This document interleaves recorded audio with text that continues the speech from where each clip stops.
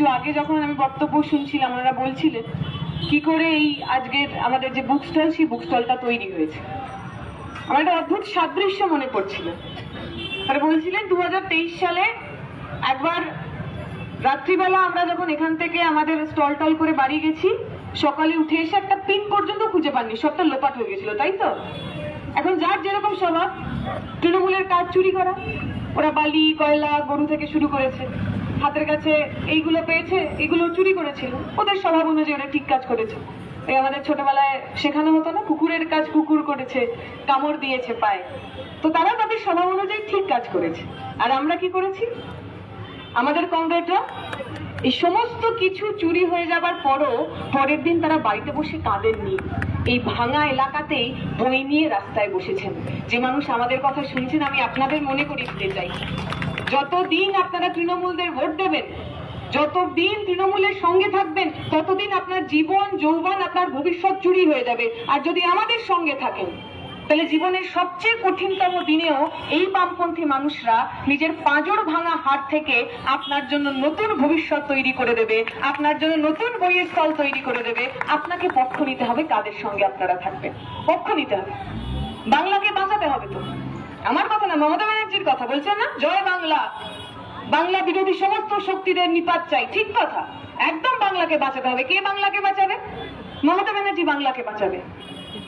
যে মমতা ব্যানার্জি প্রতিদিন নানা ধরনের বিজেপির বিরুদ্ধে কথা বলেন, হিন্দি ভাষা চাপিয়ে দেওয়া হচ্ছে তার বিরুদ্ধে কথা বলেন, আর হিন্দি দিবসের দিন উনি তার এত বড় মুখ দিয়ে, তার এত বড় একটা ছবি দিয়ে হিন্দি দিবসের শুভেচ্ছা জানান, সেই মমতা ব্যানার্জি আমার আপনার বাংলা বাঁচাবে? কি করে বাংলা বাঁচাবে? বাংলা বাঁচাতে গেলে তো বাংলা ভাষা বাঁচাতে হবে। আপনি বলুন না, ডায়মন্ড হারবারের মানুষ, আপনার গ্রামে আপনার এলাকায় কতগুলো বাংলা মিডিয়াম স্কুল বিগত 10-15 বছরে বন্ধ হয়েছে? কতগুলো? বাংলা মিডিয়াম স্কুল না থাকলে বাংলা শিখবো কোথায়? বাংলা মিডিয়াম স্কুল না থাকলে বড়লোক বাড়ির ছেলেমেয়েরা ইংলিশ মিডিয়ামে যাবে, সেখানে সেকেন্ড ল্যাঙ্গুয়েজে হিন্দি শিখবে আর ফার্স্ট ল্যাঙ্গুয়েজে ইংরেজি। বাংলাটা শিখবে কোথায়? গরিব পরিবারের ছেলেমেয়েরা স্কুল না থাকলে স্কুলেই যাবে না, বাংলাটা শিখবে কোথায়? তাহলে যে আগামী প্রজন্ম বাংলা মিডিয়াম স্কুলে বাংলা শিখতে পারবে না, সে বাংলা বাঁচাবে কি করে? তাদের তো পরিযায়ী শ্রমিক হতে হবে। এই ডায়মন্ড হারবার থেকে শুরু করে 24 পরগনা, মালদা, মুর্শিদাবাদের বিস্তীর্ণ অঞ্চলের মানুষ, তারা পরিযায়ী শ্রমিক হয়। কেউ গুজরাট, কেউ বিহার, কেউ দিল্লি, কেউ হরিয়ানা, কেউ ব্যাঙ্গালোর, কেউ কেরালা। যান না, আমি মিথ্যে কথা বললে আপনারা ঠিক করে দেবেন। কেউ গয়নার কাজ করেন, কেউ মিস্ত্রির কাজ করেন, কেউ আড়ির কাজ করেন। আমরা গেছিলাম ব্যাঙ্গালোরের একটা বস্তিতে, হোয়াইট ফিল্ড বলে, আমাদের পড়াশোনার কাজের জন্য। ওই হোয়াইট ফিল্ড বস্তির 90% মানুষ তারা বাংলার মানুষ, পরিযায়ী শ্রমিক, বাংলায় কথা বলে। তারা বলে যে আমরা আর ফিরে যেতে চাই না বাংলায়, কারণ বাংলায় কাজ নেই, এখানে আমাদের কষ্ট হয়, যন্ত্রণা। দুদিন পর পর বাংলাদেশি বলে তাড়িয়ে দেয়, বাড়ির বস্তিগুলোকে ভেঙে দেয়। যখন যেরকম যেভাবে খুশি ওরা আমাদের তাড়িয়ে দিতে পারে, হেনস্থা করতে পারে, তবুও আমরা এখানেই থাকি, কারণ বাংলায় গেলে এইটুকুনি যে কাজের স্বস্তি সেটুকু আমরা পাই না। বাংলাকে বাঁচাবেন আপনি, কি করে বাঁচাবেন?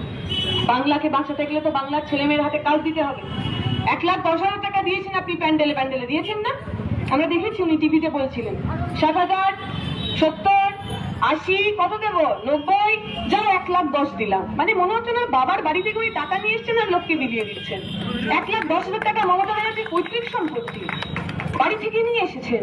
ওই 1,10,000 তো আমাদের ট্যাক্সের টাকা, যে ট্যাক্সের টাকা আমাদের বাড়ির লোকজন দিয়েছে যাতে আমাদের রাস্তাঘাটগুলো ঠিক হতে পারে, যে ট্যাক্সের টাকা আমাদের বাড়ির লোকজন দেয় যাতে স্কুল খোলে, যে ট্যাক্সের টাকা আমাদের বাড়ির লোকজন দেয় যাতে হাসপাতাল খোলে। এই আমরা যখন এখানে সভা করছিলাম, দেখছিলেন না আপনি, টোটো করে নিয়ে যাচ্ছে, অ্যাক্সিডেন্ট হয়েছে, প্রচুর এরকম আমরা ঘটনা দেখি তো, দৃশ্য দেখি তো, আমরা অ্যাম্বুলেন্স পাচ্ছে না, ডেড বডি নিয়ে বর ঘুরে বেড়াচ্ছে, স্ত্রী ডেড বডি নিয়ে বর ঘুরে বেড়াচ্ছে, দেখেছি না আমরা? রাস্তায় শুয়ে আছে প্রসূতি, হাসপাতালে জায়গা নেই, বেড দিতে পারছে না। তাহলে 1,10,000 টাকা আপনি এতগুলো লোককে না দিয়ে একটা ঠিকঠাক হাসপাতাল বানাতে পারেন না, স্কুল বানাতে পারেন না, রাস্তা বানাতে পারেন না? প্রশ্ন করতে হবে তো আপনাদের, কোন বাংলাকে বাঁচানোর জন্য লড়াই করব আমরা? 2014 সালের পর থেকে যে বিভাজনের রাজনীতি পশ্চিমবঙ্গে আমদানি হয়েছে, তাতে মমতা ব্যানার্জির হাত নেই? ঠিক বিজেপি আমাদের 1 নম্বর শত্রু, কোথাও এর কোনো কুণ্ঠা নেই বলতে। বিজেপি আসার পর ধর্মে ধর্মে, মানুষে মানুষে যে লড়াই করিয়েছে, এর ইতিহাস পশ্চিমবঙ্গের বুকে কখনো ছিল না। প্রতিকুর রহমান মসজিদে যায় আর দীপশিখা ধর মন্দিরে যায় কিনা এই প্রশ্ন করার অকাদি পশ্চিমবাংলার বুকে কারুর ছিল না। 2014 সালের পর হয়েছে, হলো কেন? তার আগে তো হয়নি। 1992 যখন বাবরি মসজিদ ভাঙা হয়েছে পশ্চিমবঙ্গে জুড়ে দাঙ্গা হয়েছিল? আমার বড়রা এখানে আছে, বলুক হয়েছিল এই ডায়মন্ড হারবারে।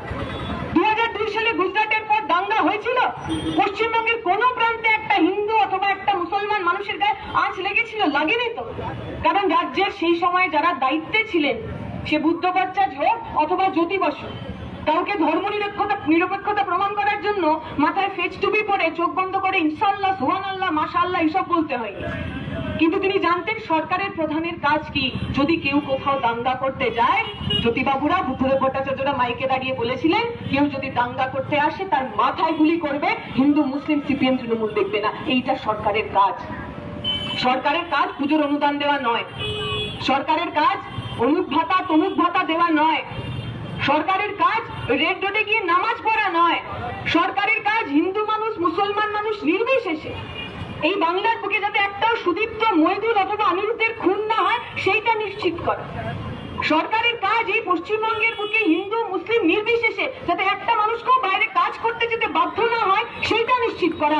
আপনি বাংলার মানুষ, আপনি তৃণমূলের সমর্থক, নানা কারণে হয়তো তৃণমূলকে ভোট দেন, বুকে হাত রেখে বলুন আপনার মনে হয়, আপনি বিশ্বাস করেন এই বাংলার বুকে বাংলার আগামী মমতা ব্যানার্জির সময় শান্তিতে রয়েছে, সুখে রয়েছে। আপনি জানেন, আমি জানি, আমরা নেই। বাংলাকে বাঁচাতে আমরা দেখলাম কিছুদিন আগে ওই বিজেপির কিছু লোক, তারা কোথায় কোন একটা বিরিয়ানির দোকানের একটা অ্যাডভার্টাইজমেন্ট, যেখানে একদিকে দুর্গা ঠাকুরের ছবি আর একদিকে মাটন বিরিয়ানির ছবি ছিল, তাই নিয়ে এফআইআর করেছে। এবং এমন মমতা ব্যানার্জির সরকার, এমন বাংলা প্রেমী সরকার, এমন বিজেপি বিরোধী সরকার যে পুলিশ এই সমস্ত হোর্ডিং গুলো কলকাতা থেকে সরিয়ে দিয়েছে। আচ্ছা, আপনি যারা এখানে রয়েছেন হিন্দু মানুষ, আপনি বলুন তো পুজোর সময় আপনি ননভেজ খান না? মাংস খান না? মাছ খান না? আমরা যে ধর্মাবলম্বী মানুষ, পশ্চিমবঙ্গের বেশিরভাগ মানুষ যে ধর্ম পালন করেন, তাতে তো আমরা এও শুনেছি ঠাকুরকে প্রসাদ দেওয়া হয় ইলিশ মাছ, লক্ষ্মীকে দেওয়া হয় না। আমার মামা বাড়ি, মায়ের মামা বাড়ি, তার বাড়িতে বহুদিন পর্যন্ত নবমীর দিন ওই পাঠার মাংসের আমরা ভোগ খেতে যেতাম। এইটা তো আমাদের ইতিহাস। সেই ইতিহাসকে যারা বদলে দিতে চাইছে, আর এই ইতিহাস বদলানোর প্রক্রিয়ায় যারা সঙ্গে দাঁড়াচ্ছে বিজেপি তৃণমূল, তাদেরকে আমরা প্রশ্ন করব না? আমরা বলছি বাংলাকে যদি বাঁচাতে হয় তাহলে তৃণমূল বিজেপি দুজনের বিরুদ্ধেই কথা বলতে হবে। বাংলার সংস্কৃতি মানে সম্প্রীতির সংস্কৃতি, বাংলার সংস্কৃতি মানে একসাথে থাকার সংস্কৃতি, সৌজন্যের সংস্কৃতি। আপনার সঙ্গে যদি কালকে কোনো তৃণমূলের লোকের দেখা হয়, আমি বলবো আপনি একটু বেশি করে সৌজন্য দেখাবেন, কারণ সৌজন্য কি করে দেখাতে হয় সেটাও ওদের আমরাই শেখাবো। ওরা এমনিতে এই সমস্ত সংস্কৃতি জানে না, আমাদের কাছ থেকেই ওদের শিখতে। তাই ওদের শেখানোর জন্য আমাদের আরেকটু করে বেশি সৌজন্য দেখার কথা। কিন্তু সেই সৌজন্য মানে কোথাও লড়াই থেকে চলে আসা নয়, ফিরে আসা নয়। আমাদের কাছে লড়াই প্রতিদিনের লড়াই। আমাদের কাছে লড়াই মানে প্রতিদিন চোখে চোখ রেখে লড়াই করা। সেই লড়াইয়ের সঙ্গে কোথাও কোনো আপোষ হয় না। আমি আমার কথা দীর্ঘায়িত করব না, যে কথা বলে শেষ করার। ওই বলছিলেন কমরেড বলার সময় যে ভুকা মানুষ বই তুলে নাও, ওটাই তোমার হাতিয়ার। আসলে বইটাই সবচেয়ে বড় হাতিয়ার। একটা সময় ছিল যখন ওই মনুস্মৃতি বলে গেছিল যে শূদ্র মানুষ এবং মহিলা মানুষ তাদের পড়াশোনা করার অধিকার নেই। অর্থাৎ আপনি যদি এসসি এসটি ওবিসি বা আমার মতো মহিলা হন, আপনি পড়তে পারবেন না। আপনার কানে যদি ভুল করে ওই বেদের দুটো শব্দ শুনে চলে যায়, তাহলে আপনার কানে গরম শীষ ঢেলে দেওয়া উচিত। আর সেই রকম প্রথাকে ভেঙেই তো এই বাংলায় ঈশ্বরচন্দ্র বিদ্যাসাগরদের জন্ম হয়েছিল। যে ঈশ্বরচন্দ্র বিদ্যাসাগরের জন্মদিন গেছে গতকাল, যে ঈশ্বরচন্দ্র বিদ্যাসাগর মেয়েদের জন্য, আমাদের জন্য স্কুল তৈরি করেছিলেন। যে রোকেয়া জন্মেছেন এই বাংলায়, মুসলিম পরিবারের মহিলা ছিলেন, বললেন স্কুল খুলবো। তাকে বলা হলো যে তুমি একটা ভয়ঙ্কর খারাপ কাজ করছো, মেয়েরা আবার পড়াশোনা করবে না। এই বাংলার বুকে প্রথম মেয়েদের জন্য যিনি স্কুল খোলেন তার নাম কিন্তু রোকেয়া সাখাওয়াত হোসেন। কলকাতায় এখনো তার স্কুল চলে। এই বাংলার মাটি রোকেয়ার মাটি, বিদ্যাসাগরের মাটি, যারা বারবার প্রমাণ করে গেছেন সমস্ত পিছিয়ে পড়া মানুষের সবচেয়ে বড় বন্ধুর নাম বই।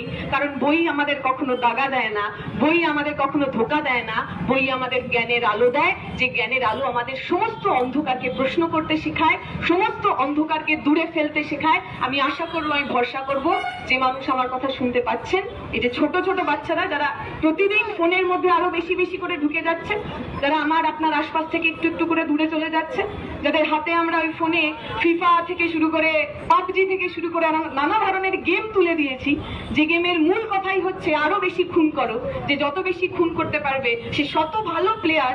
এই যে প্রতিদিন হিংসার ইন্টারনালাইজেশন, এই যে প্রতিদিন হিংসাকে স্বাভাবিক করে দেওয়া, এর বিরুদ্ধেও যদি আমাদের লড়তে হয় তাতেও কিন্তু এই বই ছাড়া আমাদের কাছে আর অন্য কোনো হাতিয়ার নেই। তাই ধর্ম, জাত, রাজনৈতিক পরিচয় নির্বিশেষে আমরা আগামী দিনে আরো বেশি বইকে আমার নিজের বন্ধু করে তুলবো। এই ডায়মন্ড হারবারের বুকে সাধারণ মানুষ তার কথা বলার অধিকার ফিরে পাবে, এই ডায়মন্ড হারবারের মানুষ আগের মতো করেই বাঁচতে পারবে, এই আশা ভরসা আপনাদের প্রত্যেককে শারদের অনেক শুভেচ্ছা জানিয়ে আমার কথা শেষ করছি। শুকরিয়া, ইনকিলাব জিন্দাবাদ।